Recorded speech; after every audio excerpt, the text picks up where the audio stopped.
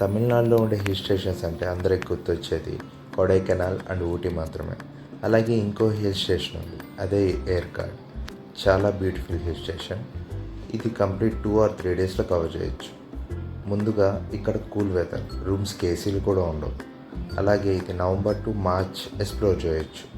And bike rentals విషయంకి వస్తే సేలంలో దొరుకుతాయి and cab services కూడా ఉన్నాయి. సేలం నుంచి ఏర్కాడ్కి బస్ సర్వీసెస్ ఉన్నాయి, క్యాబ్స్ ఉన్నాయి, అలాగే ప్రైవేట్ వెహికల్స్లో కూడా రావచ్చు. స్టే ఆప్షన్స్కి వస్తే మనకి ఇక్కడ బడ్జెట్ హోటల్స్ ఉన్నాయి, లగ్జరీ రిసార్ట్స్ కూడా ఉన్నాయి.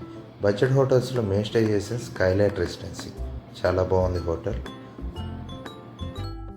ఇంకా మనం day 1 early morning trip start చేస్తే సన్ రైజ్ కోసం మంజగుట్ట వ్యూ పాయింట్కి వెళ్ళొచ్చు. అక్కడి నుంచి శేర్వరాయన్ టెంపుల్ అండ్ చక్ర మహామేరు టెంపుల్ ఆ రెండు కవర్ చేసుకోవచ్చు.